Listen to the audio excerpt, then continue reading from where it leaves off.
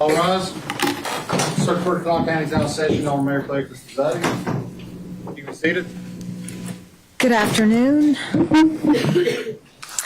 All right, we are here in the state of West Virginia versus Bre'juan Williams-Hampton, 24F99. Will the parties please note their appearance for the record? Madison Tuck and Eric Cantrell for the state. Good afternoon, Your Honor. Robbie Long and Joseph Spano on behalf of the defendant, Bre'juan Williams-Hampton. All right, Mr. Williams-Hampton, will you please raise your right hand, sir?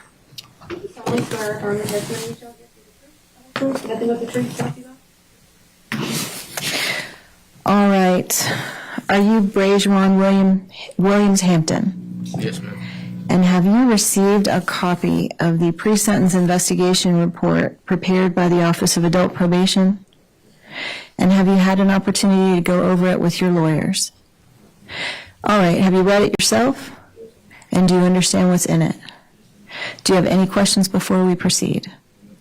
Mr. Long, have you also read the report and talked with your client about it? Yes, Your Honor. Is there anything in the report that should not be, or anything that is not in the report that you believe should be in there? No, Your Honor. We have no objections at all to the pre-sentence investigation. All right, so is it your position that you are ready for sentencing today? Yes, Your Honor. All right, Ms. Tuck, have you also reviewed the pre-sentence investigation report? Yes, Your Honor. All right. Do you also agree that we are ready for sentencing today? Yes, we do. All right, what is the position of the state? Your Honor, on January 30th, 2024, tragically, Caden Martin was taken from this world too soon. We are here today to do what justice is possible after such a senseless act. Bre'juan Williams-Hampton has admitted to this court that at 14 years of age, he fired the fatal shot that resulted in Caden's death, and that this was done in the course of a robbery where Caden Martin did everything that he was asked to do. He opened the register, he filled his backpack, and he kept his hands up. Yet here we are at a sentencing for first-degree murder. We're asking that pursuant to the plea of guilty in this offense, Bre'juan Williams-Hampton be sentenced to spend the rest of his life in the penitentiary of this state. We understand that he will stay in juvenile custody until he reaches the age of 18. We and the family also understand that by virtue of his age and the West Virginia Code, that Bre'juan is statutorily granted mercy in this case and will be eligible for parole after 15 years. We would like to commend the work of Detective Lovern and the several other detectives and officers from the Charleston Police Department who, due to their knowledge of the community, made quick work in identifying Bre'juan Williams-Hampton as a suspect, which led to the discovery of other key evidence leading to this conviction. We also want to commend Caden's mother, Jessica Boyce, and the rest of his family and friends who have consistently advocated for justice for Caden. Additionally, Caden's mother, Jessica, is present and intends to give a victim impact statement. All right, is that all from the state? Yes, Your Honor. And what is Caden Martin's mother's last name? Boyce. All right, I have a number, and I do want to make sure that defense has had an opportunity to see these things. I have a number of sentiment letters and victim letters that were received October 21st, at least by the court, and October 22nd, and October 16th. Have the defense had an opportunity to see those things? Yes, Your Honor. All right. Just want to make sure we all have the same things. Is that the only witness that the state is going to offer with respect to sentencing? Yes, Your Honor. All right. Ms. Boyce? Ma'am, you may stand wherever you want to, wherever you feel comfortable, wherever you... All right, come on up.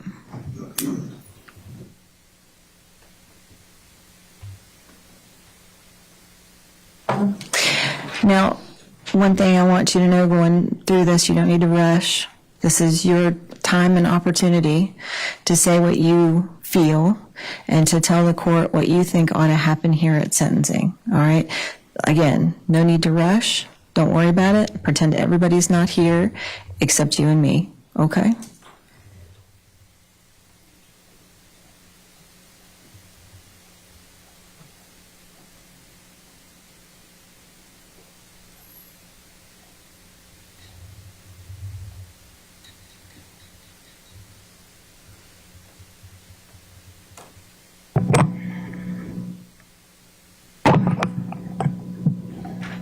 Yeah.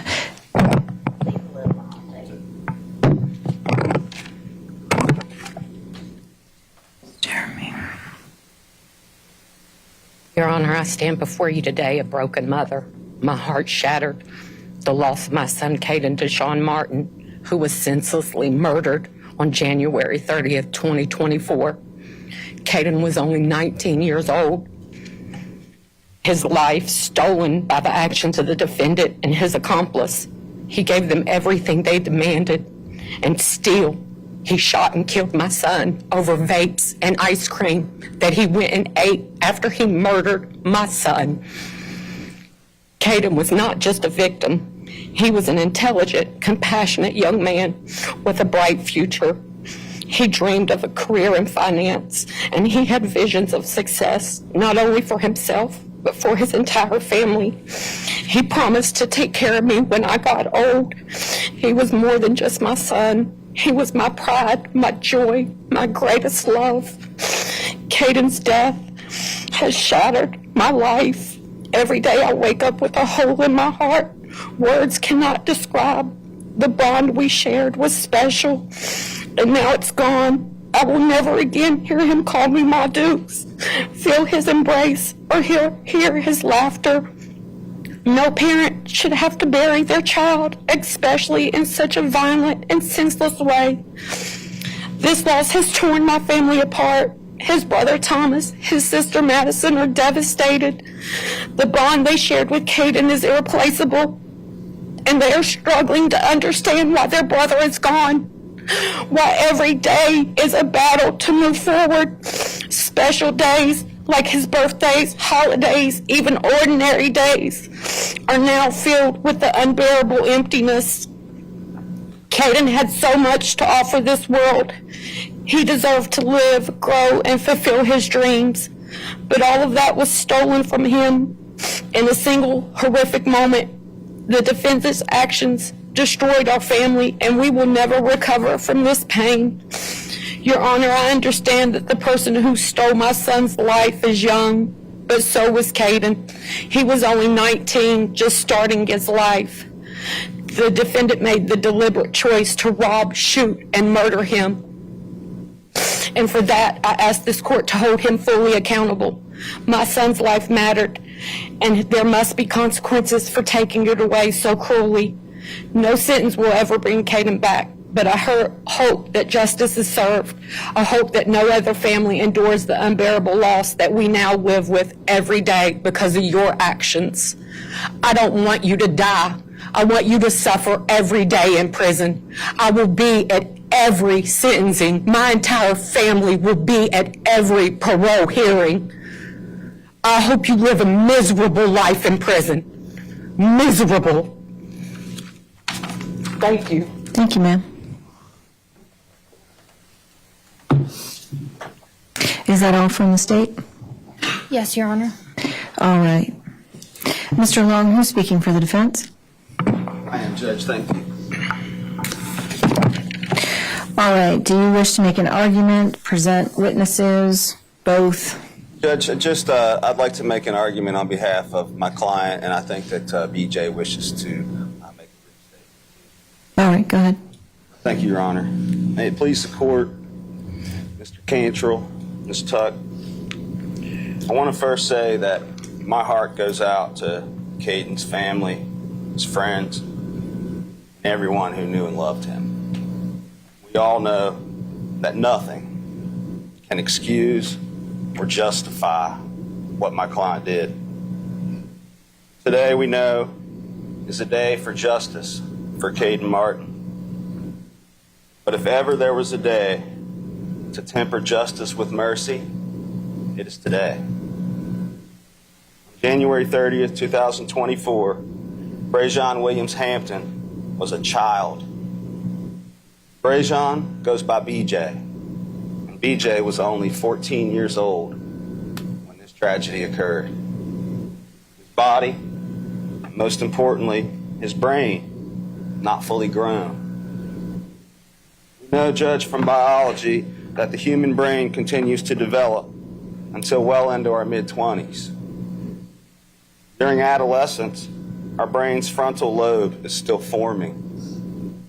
The frontal lobe is responsible for higher cognitive functions, such as behavior, personality, and perhaps most importantly, impulsivity. For BJ, we know none of these higher functions are fully developed.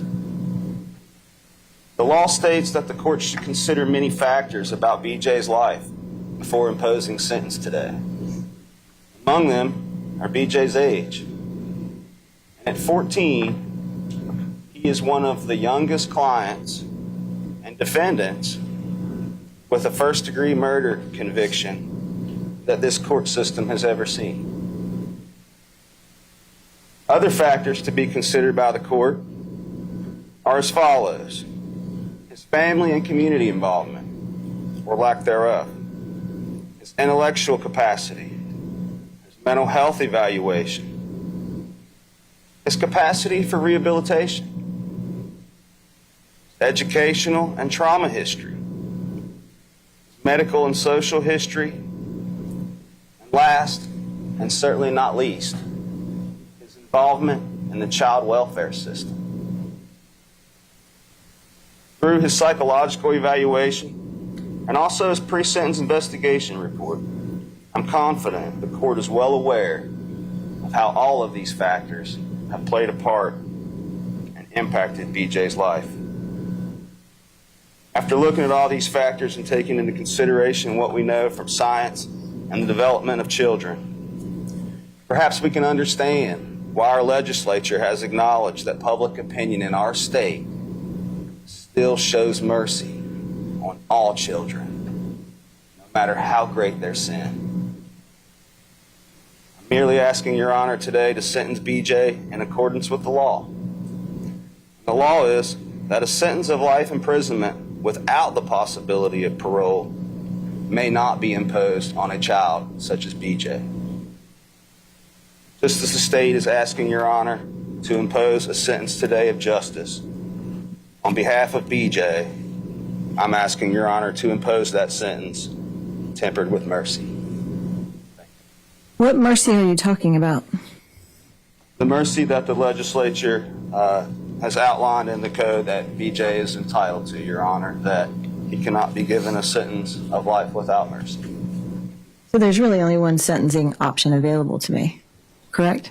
Yes, Your Honor. And what you're talking about is West Virginia Code, I think it's 61-11-23, that says the legislature imposed this: the sentence of life imprisonment without the possibility of parole may not be imposed on a person less than the age of 18, correct? Correct, Your Honor. And who committed the crime when they were less than 18. Right, which no question that's happened here. So really, as a sentencing court, I don't have any other option but that. Is that right? Would you say that, Ms. Tuck? Yes, Your Honor, that is correct, and that is the code site. And Mr. Long, you're not asking for any alternative sentence here to the penitentiary? No, Your Honor. I'm not asking for that today. And you're not asking that he be returned to the juvenile jurisdiction of the court? No, Your Honor. All right, I just want to make sure. Is there anything that your client wishes to say? Yes, Your Honor. Thank you.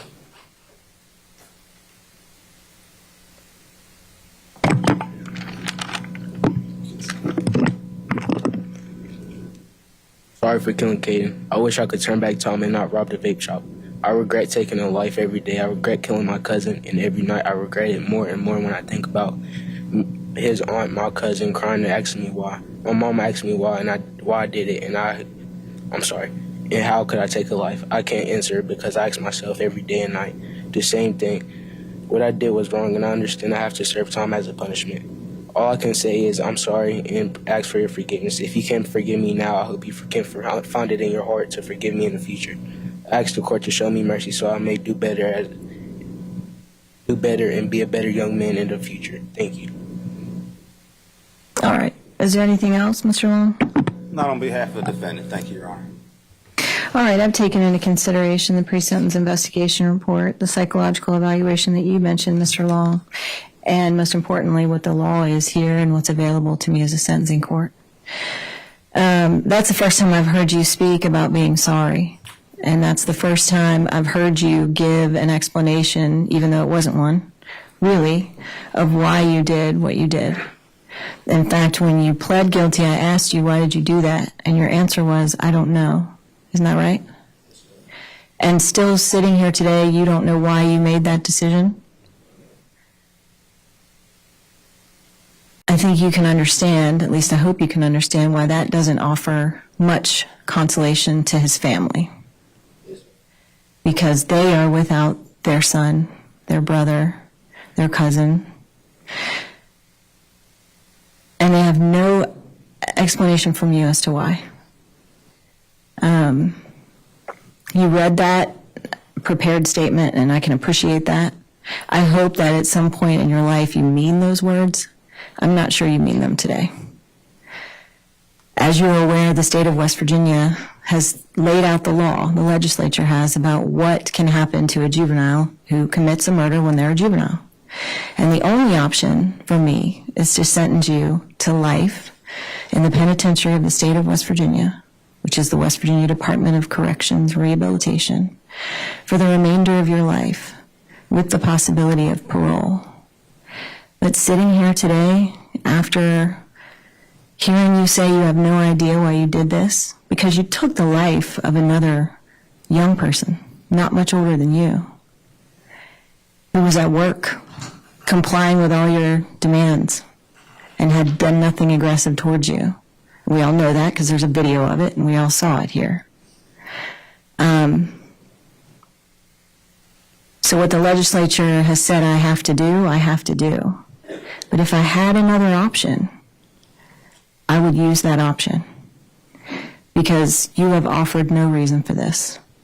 And you haven't talked about at all what your plans are for bettering yourself and how you're going to go about making your life better and making better choices.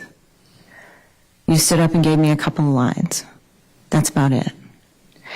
Now you're going to come back here at the age of 18, because that's another thing that the legislature and the law has imposed upon me, is that you have the opportunity to be resentenced when you turn 18. So between now and when you're 18 and you come back here for resentencing, you should come up with a plan about how you're going to better yourself and how you're going to prove that to the court. Because just coming here and saying, hey, I don't know why I ended Caden Martin's life and put all these people through all of this absolute hell, I don't know, Judge, but let me out of prison. That's not going to work. You're going to have to figure that out. All right? This is a terrible loss to the community, and there's no winner here.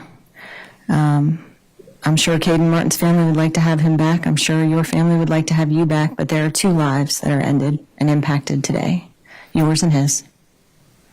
And there's no joy in that at all. Nobody wins here. But the only thing you can do is try to better yourself between now and when you come back for resentencing. Is there anything further, Ms. Tuck? Nothing further from the state, Your Honor. Mr. Long? Yeah, Your Honor. Thank you. Mr. Spano?